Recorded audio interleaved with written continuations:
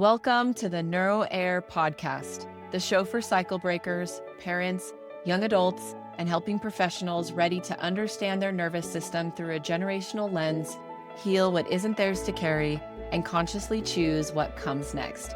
Hi, I'm your host, Leanna Hunt, an associate clinical mental health counselor and certified performance coach. Each week, you'll get stories, science, and somatic practices, plus my signature 4N framework: notice, name, nurture, and navigate, to help you honor resilience, break silence, and build deeper connection with yourself and those you love, all while shaping a legacy of safety, freedom, and possibility. Welcome back to the NeuroHeir podcast. I'm sure you guys are so busy wherever you are listening, so I just want to thank you for taking a few minutes as you're getting ready for whatever holiday things are coming up, last minute things before Christmas, or whatever other holidays you are celebrating. And just want to thank you for being with me for just a few minutes today. I want you to know that I've spent a lot of Christmases completely worn out. That mix of excitement, but also exhaustion, knowing the lights are up, the presents are wrapped, the house is smelling like sugar cookies, and yet underneath it all, there was this ache for years that said, I've pushed too far again. And every year I'd promise myself, next year I'm going to slow down and I'm going to do it different. And then I didn't. I'd say yes to too much.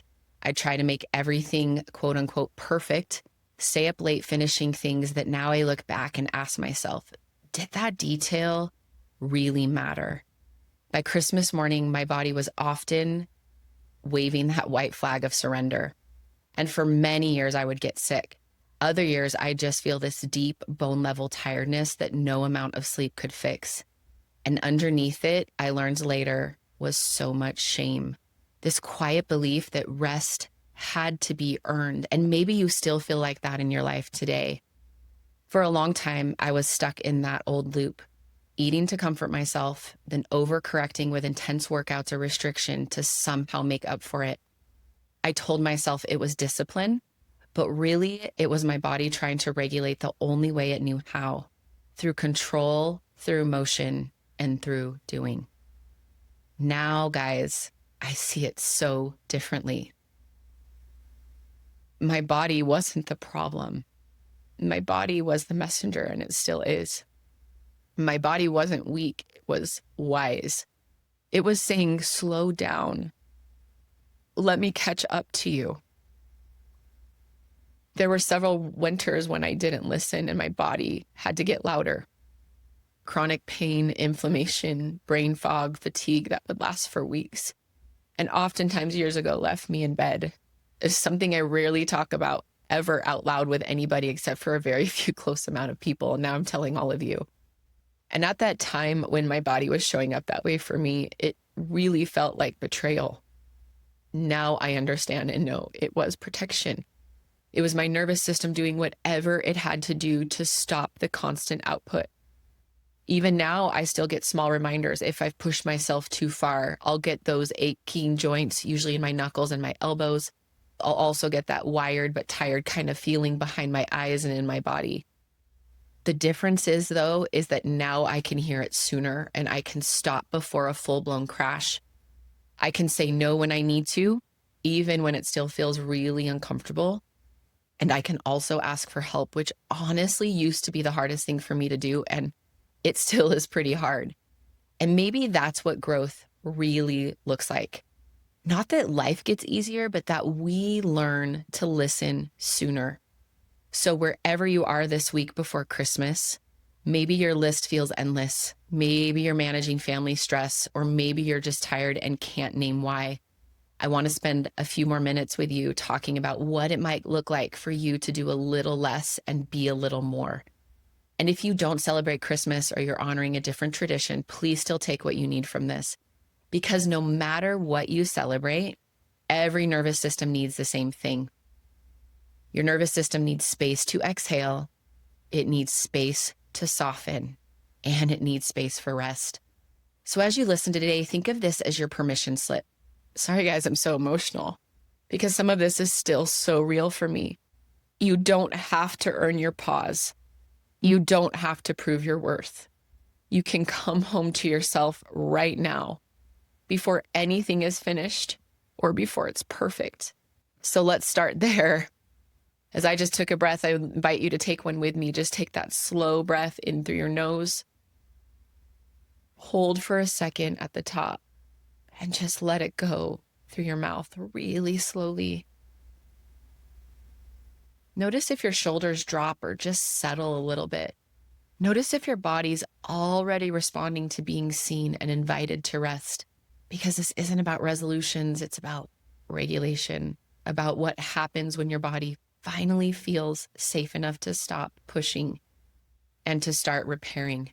You know, slowing down sounds simple, but for a lot of us it isn't. And I want you to know I totally get it.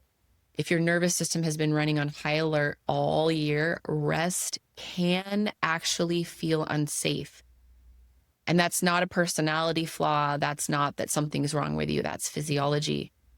When we stay in that go mode for too long, we live in what's called sympathetic activation, the fight or flight branch of the nervous system, where our heart rate is used to being higher, our digestion slows, our muscles naturally just get tense, and adrenaline keeps us alert. What that's helpful for is for those short bursts of activity that we actually need it for, those life-saving moments of complete preservation. But when it stays switched on for months or years, the body starts to pay for it. Stress researcher Dr. Bruce McEwen called this wear and tear allostatic load, the cost of being stuck in stress chemistry for too long. Over time, it contributes to fatigue, inflammation, and emotional depletion. Protective and damaging effects of stress mediators. That is the article that Dr. McEwen wrote in 1998 in the New England Journal of Medicine. Again, if you guys ever want to read any of the things that I cite, make sure you check this show notes for the full references. When you begin to slow down, another branch of the nervous system takes the lead, and this is the parasympathetic system that I think we've mentioned already. Dr. Porges calls it social engagement branch, the ventral vagal state, the biology of safety and connection. It's when heart rate steadies, breath deepens, digestion resumes, and you start to feel present again. That's what I mean when I say coming home to yourself. It's your body's remembering how to rest. Even your brain needs that pause too. When you're not focused on tasks, when you let yourself daydream, walk, or just breathe, a part of the brain called the default mode network turns on. That's when your system integrates experience. That's where your system makes meaning and connects emotions to understanding. So when you rest, you're not being unproductive. But for many of us, it feels that way. And I get it because that was my reality for such a long time. So I want you to start to think about it. Is there a way to reframe it that when you rest, you're literally helping your brain process your life? I want to say that one more time. When you rest, you're literally helping your brain be able to process everything that's happening and going on for you in your life. Think about that for a minute. And now in research, we have really strong biological evidence that mindfulness, the simple act of coming back to presence, can help rebalance the body's stress hormones. In a 2023 randomized clinical trial, university staff who practice mindfulness showed significant reductions in hair cortisol, along with lower anxiety and perceived stress compared to those who didn't practice. How interesting is that? I love when I get to read studies on mindfulness. It kind of gets me excited. Anyway, so when you shift from constant doing to mindful being, your body responds, not just emotionally, but physiologically as well. And actually, you're not just resting, you're recalibrating. If you've been feeling tired, wired, or numb, I want you to think of this not as a weakness or flaw you have, that it is information. That if you've been feeling these things, feeling so exhausted or completely shut out of your life, it's actually your nervous system just trying to get your attention and say, hey, I cannot keep going at this rate. I can't keep doing this. I'm actually ready for repair. So I want to take a few minutes to let your body catch up with what your mind has been carrying. Wherever you are, maybe you're in your car, you're walking, you're shopping, or you're folding laundry, you can do this right here. This is what I call a 4N reflection. Again, with the 4Ns: notice, name, nurture, navigate. It isn't about fixing anything, but it is about creating space for your nervous system to integrate what this year has brought. So number one, notice. Just start by simply noticing what is happening in your body right now in real time. Without judging or trying to change anything, can you just observe your body? Do you notice if your shoulders are tight or tense? What's your breath doing? Does your body feel exhausted? Does it feel tense? Or are you having a hard time trying to connect with any sensation at all? All of that is your body speaking in its first language. If it feels comfortable, I just want to invite you to take a slow breath in through the nose again. And exhale through the mouth a little longer than you inhaled.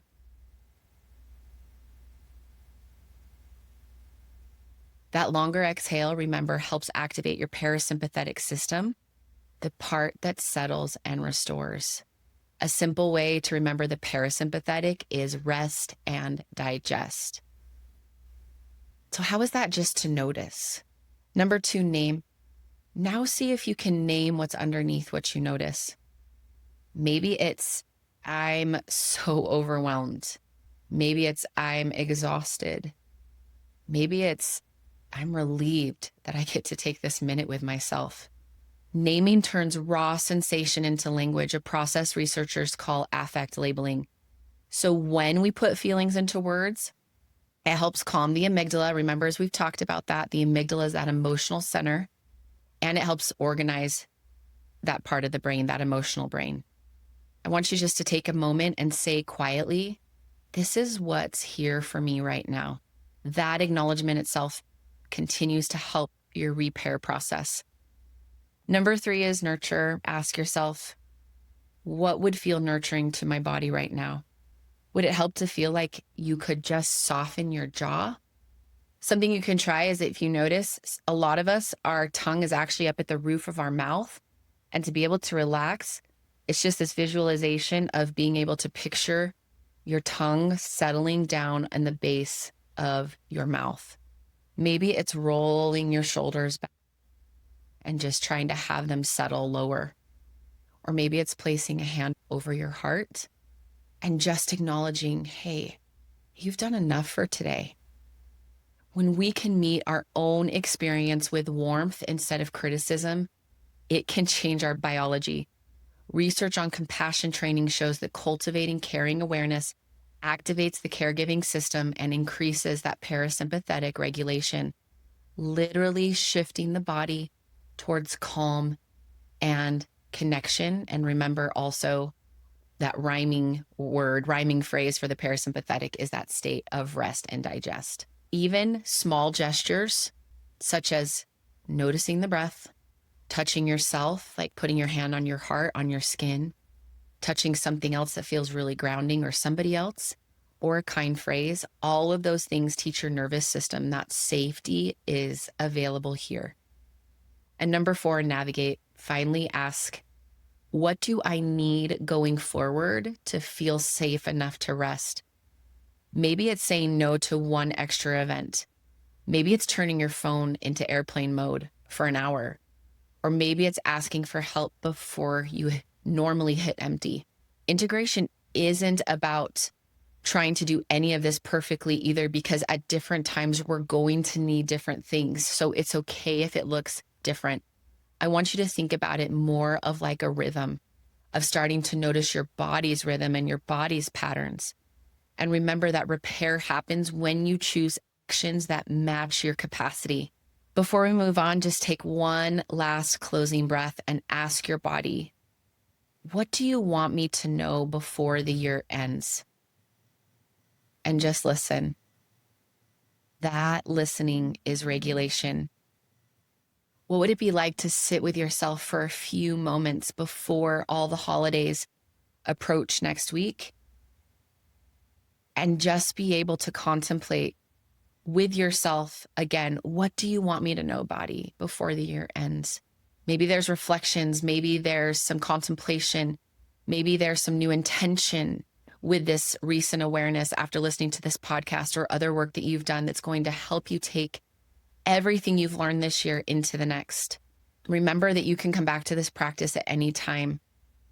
The 4 N's I've created as a way for you to relate to yourself, to be able to notice what's present, to name it honestly, to nurture it with compassion, and navigate with the smallest next step that honors your internal body's truth. Remember, repair doesn't happen when the world slows down. Repair happens when you slow down. When we talk about slowing down, also remember it's never just an individual act. How we rest or don't can often be connected to something that was passed down to us, something that was modeled for us, something we observed in our family, or something we inherited. Maybe you grew up watching your parents or grandparents never stop moving. Maybe they worked through constant illness, exhaustion, or heartbreak because survival demanded it. Rest wasn't modeled as recovery. It was labeled as laziness or some form of luxury. And many of us carry that forward without even realizing it. I can actually see that in my own family story. My parents and their parents before them came from a generation that equated worth with work. Busyness was proof of love. Silence was how they managed stress. And here's the thing, they weren't trying to avoid connection. They were surviving the only way that they knew with what they had in the state of the world at the time that they were living. And yet here we are, several generations later, with language for regulation, with research showing that how we live affects not only our health, but the health of those who come after us. Studies on biobehavioral synchrony show that our physiological states influence and attune to one another, such as heart rates, hormones, and breathing patterns literally sync between people who spend time together. What do you guys think about that? That means when one person in a family learns to slow down, to breathe intentionally, and to soften their body, their reactions and their responses, it doesn't just change them, it can invite the system around them to adapt as well. Your calm can become data for someone else's body. Your healthy, beautiful boundaries can teach safety, and your pauses with yourself before reacting and before responding actually can give permission. So if you're the first in your family to rest without guilt or to say, I need a slower pace this season, that is legacy repair in real time. You're updating a pattern that might go back generations. This is the deeper work of becoming a NeuroHeir, not just understanding the science of regulation, but embodying it in a way that others can feel too. Because nervous systems learn through relationships. Every time you choose connection over performance, every time you choose a breath instead of a breakdown, you're sending a different message down the line. So as you move through this last stretch of the year, notice what patterns you want to pass forward. Maybe the next generation won't have to recover from burnout every December too. Maybe they'll know that rest is a part of resiliency, not the reward for it. As we close today, I want you to know this. Remember, you don't have to earn your pause. You don't have to prove your worth through exhaustion. You can begin again at any time. You can slowly and softly always return to yourself. Remember that your nervous system doesn't heal through willpower. It heals through safety, through repetition, and through compassion. So every time you notice, name, nurture, and navigate what's happening inside you, you're creating new pathways of regulation. And again, that's what the 4 N's are about, is coming back home to yourself again and again, no matter how many times you drift away from yourself. So as this year comes to a close, I hope you'll give yourself permission to rest, to eat the food you love without shame, to say no without guilt, to step away from the noise when your body says enough, to let rest be the repair your system has been waiting for, to let yourself just snuggle with those that you love without any expectation or trying to move through it quicker than you need to settle into the moment, to savor it, to celebrate it, and to bring it into your body. As you move through the holidays, may this season be mindful and connected for you. May you find yourself with a few slower mornings, deeper, more regulated, intentional breathing patterns, and small moments of presence and connection with your loved ones. Whether you're sitting in the quiet glow of a tree, laughing with others you love, or simply taking a walk outside and letting your body exhale, that's nervous system repair in real life. Remember, if you've been listening to this podcast and thinking, I want to practice this in community, I'll be guiding something super special next year, the NeuroHeir membership, launching sometime in late February. I'm creating this as a space for those ready to move beyond understanding regulation and actually live it through guided foreign practices, somatic repair sessions, and tools for integrating nervous system work into everyday life. I'll be sharing more details soon, but for now, your invitation is simply this. Notice what your body needs. Name what's real for you. Nurture it with compassion and navigate the season in a way that keeps you grounded in yourself. You don't have to wait for the world to slow down to feel peace. You can create that pause right here, right now, with your own breath. And remember, if this episode resonated, share it with someone who might need a reminder that rest is repair, or send me a DM on Instagram about what you learned from today's show. From my family to yours, I'm wishing you such a beautiful and mindful, connected, and regulated holiday season. One where you get to feel at home in your body and at a home in your life. That's the invitation and gift that I want to extend outward to all of you. So until next time, bye guys.